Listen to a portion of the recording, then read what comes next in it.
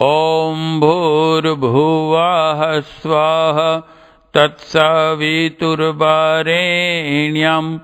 भर्गो देवस्य धीमहि धियो यो नः प्रचोदयात्। ऑडियो बुक घर के वातावरण में स्वर्ग का अवतरण। युग निर्माण योजना मथुरा। लेखक वेद मूर्ति तपोनिष्ठ पंडित श्री श्री राम शर्मा आचार्य जी, गुरु जी, गायत्री परिवार।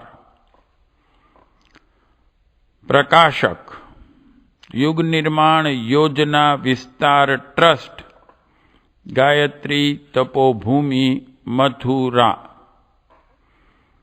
Website awgp.org।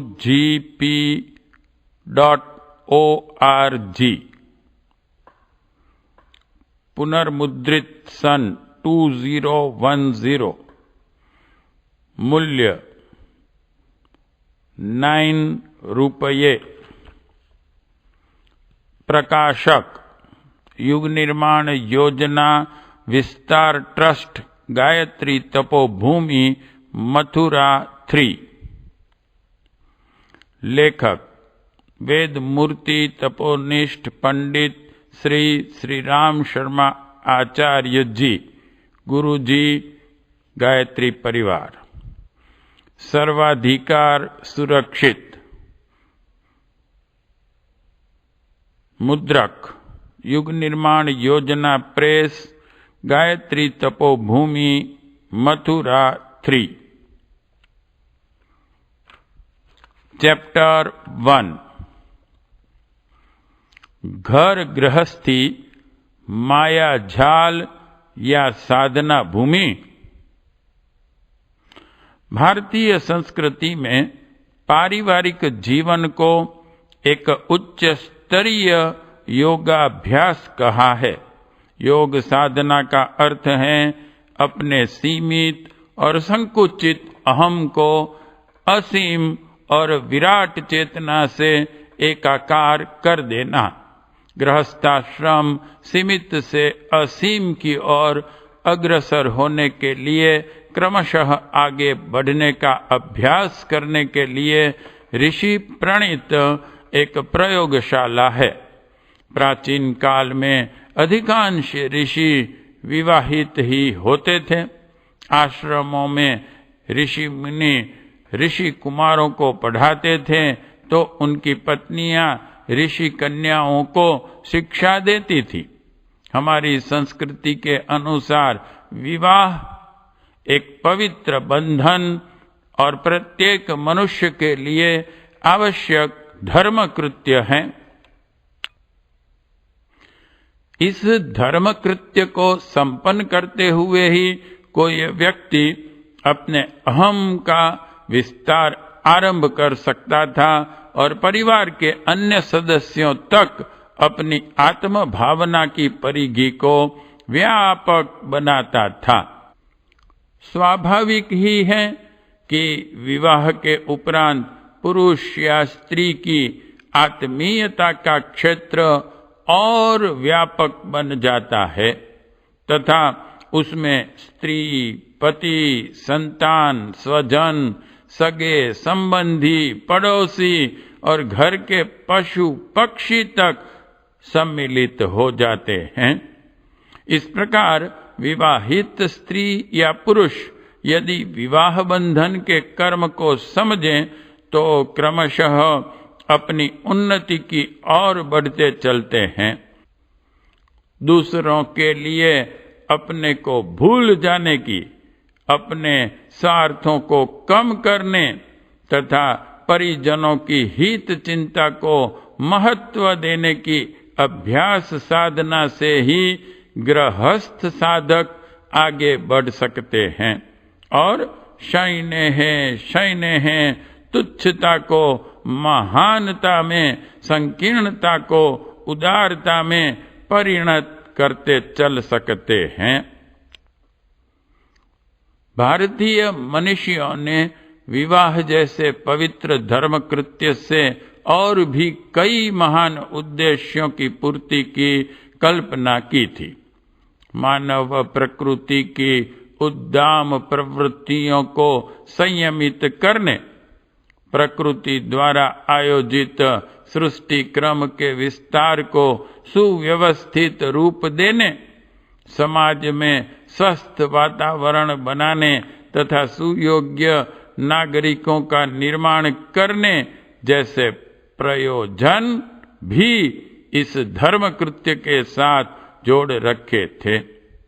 एक कुरूप और बेडौल आकार के पत्थर को मूर्तिकार जिस प्रकार छैनी और हथौड़ी लेकर सुंदर मूर्ति बनाने में संलग्न होता है और अपने अंतस की मूर्ति को पाषाण शिला में साकार कर देता है, उसी स्तर की साधना गृहस्थ धर्म की कल्पना करते समय आवश्यक समझी गई होगी और उस माध्यम से उस साधना को व्यावहारिक स्वरूप प्रदान किया होगा।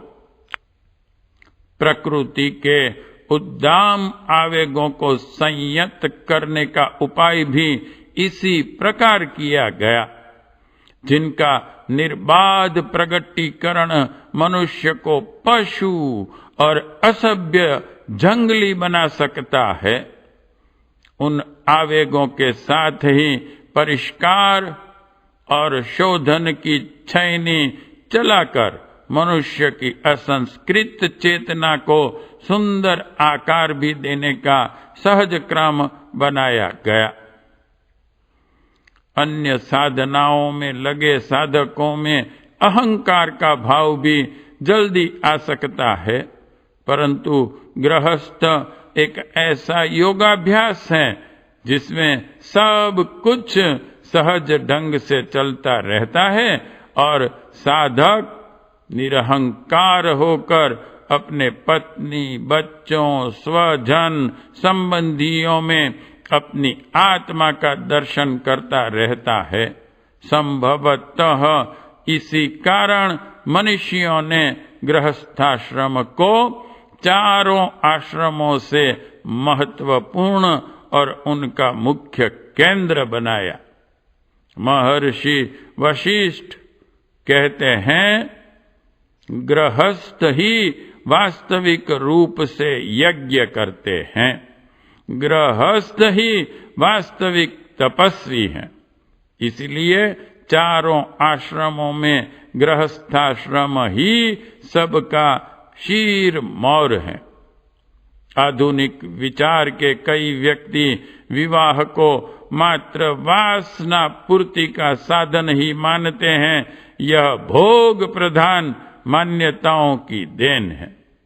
अन्यथा प्राचीन भारतीय मनीषियों ने इसे भोग नहीं, योग प्रधान दृष्टि से ही देखा है और माना है कि यह विषय भोग की सामग्री नहीं, वरन दो आत्माओं के पारस्परिक सहवास द्वारा एक दूसरे के विकास की आध्यात्मिक व्यवस्था है, जिसके अंतर्गत विशुद्ध आत्मवादी दृष्टिकोण अपनाकर एक दूसरे में अपनी आत्माओं की ही झांकी देखकर शुद्ध आत्म सुख की प्राप्ति के लिए साधना की जाती है।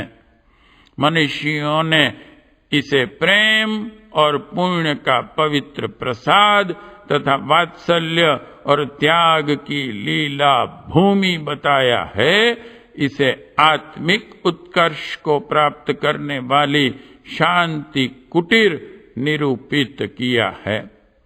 सर्वविदित है कि विवाह के उपरांत मनुष्य समाज का एक सक्रिय अंग बनता है। उसे नए संबंध प्राप्त होते हैं, नए उत्तरदायित्व मिलते हैं और नए कर्तव्यों के परिपालन का आनंद रसपान करने का सुअवसर प्राप्त होता है। संतानोत्पत्ति तो विवाह का एक छोटा सा उद्देश्य है। वस्तुतः तो इस योग दीक्षा का लक्ष्य अपने व्यक्तित्व की अपूर्णता को जीवन साथी के व्यक्तित्व से पूरा करना है। संसार में रहने वाला प्रत्येक मानव अपूर्ण है। किसी व्यक्ति में कोई गुण अधिक है तो किसी गुण का अभाव है। विशेषतः स्त्री और पुरुष के व्यक्तित्व की विशेषताएं तो भिन्न ही हैं और उनमें विशिष्ट गुणों का अभाव भी भिन्न है। जीवन साथी को प्राप्त कर उन गुणों की पूर्ति का प्रयास एक दूसरे के व्यक्तित्व का सम्मिलन करते हुए सरलता पूर्वक किया जा सकता है। दोनों के स्वभाव का यदि विश्लेषण किया जाए तो विदित होगा कि स्त्री में लज्जाशीलता, भीरुता, सहज ज्ञान, पतिव्रत्य, मृदुता, रुजुता और भावुकता के गुण विशेष हैं। मानसिक संवेगों को वे तीव्रता से अनुभव करती हैं। इसी प्रकार पुरुष में शक्ति, शौर्य, दृढ़ता, क्रोध तथा कार्य क्षमता के गुण विशेष रूप से विद्यमान हैं। क्रियाशीलता और प्रभुता प्रदर्शन उसके गुण हैं। पुरुष स्वभावतः मजबूत, निर्णायक, स्वाभिमानी, प्रचंड, उग्र, कठोर, अपने स्वभाव के विपरीत गुणों को एक दूसरे से मिलाकर एक संपूर्ण व्यक्तित्व का सृजन करता है। दोनों का सहयोग समाज की इकाई बनता है और वह इकाई ही सम्मिलित रूप से समाज को आगे बढ़ाती है। यह एक मान्य और स्वयं सिद्ध सिद्धांत है कि दो मित्र या विपरीत गुणों वाली वस्तुएं एक दूसरे में जल्दी घुल मिल जाती हैं और एक संपूर्ण इकाई का सृजन करती हैं, शक्ति का उत्पादन करती हैं। विद्युत की दो विपरीत धाराएं मिलकर करंट पैदा करती हैं। पृथ्वी की आकर्षण शक्ति और वस्तु का आकार दोनों मिलकर चराचर जगत को स्थिर रखते हैं। आग और पानी का संयोग वाष्प शक्ति उत्पन्न करता है। सृष्टि नियंता की रचना ही ऐसी है कि उसमें दो विपरीत गुणों, विभिन्न विशेषताओं में भाईचारे और साझेदारी के संबंध शीघ्र ही स्थापित हो जाते हैं।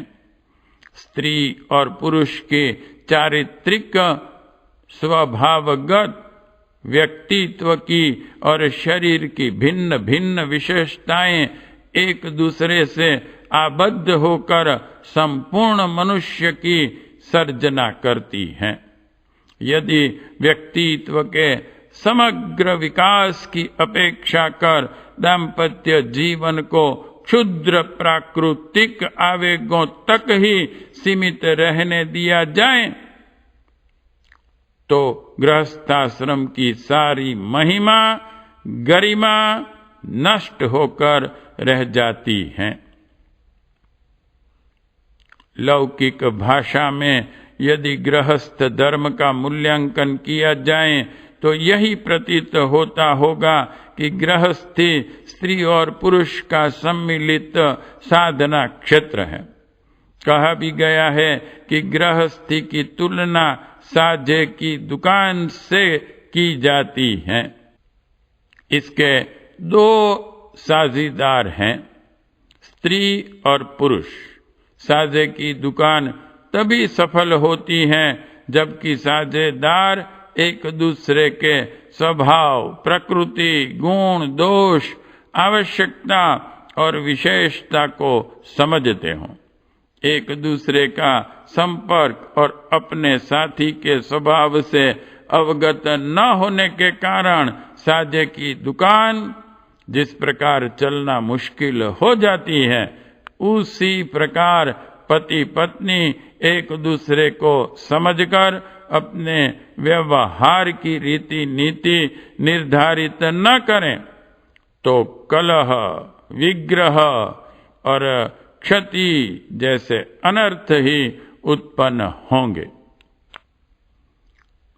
पारिवारिक समझ और आपसी तालमेल बिठा लेने मात्र से गृहस्थ धर्म का परिपालन नहीं हो जाता, बल्कि इस आश्रम की महिमा और गौरव को अक्षुण्ण बनाए रखने के लिए यह भी आवश्यक है कि वे एक दूसरे के लिए अपनी आवश्यकताओं और आकांक्षाओं को तिलांजलि देने के लिए तत्पर रहें।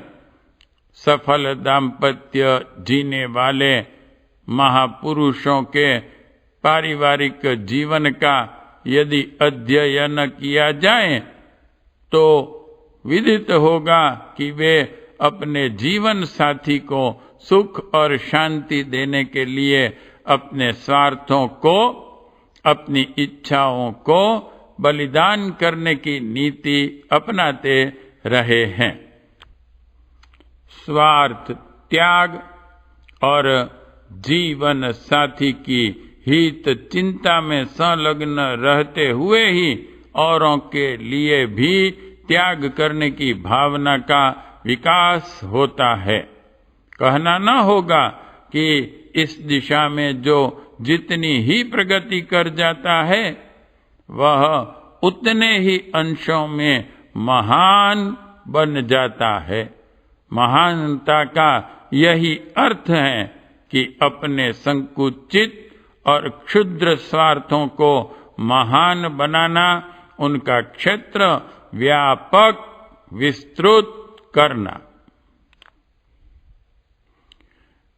गृहस्थ क्षेत्र में विकास की प्रक्रिया अवरुद्ध हो जाती है, इसलिए नहीं कि वह उदारता, स्वार्थ त्याग की भावनाओं को नष्ट करता है और माया मोह में बांध लेता है, वरन महानता की और विकास की गति इसलिए अवरुद्ध हो जाती है कि लोग दाम्पत्य जीवन के वास्तविक अर्थ को नहीं समझते और पत्नी बच्चों की सेवा के लिए सुख साधनों की व्यवस्था को ही सदगृहस्थ होने का लक्षण मान लेते हैं।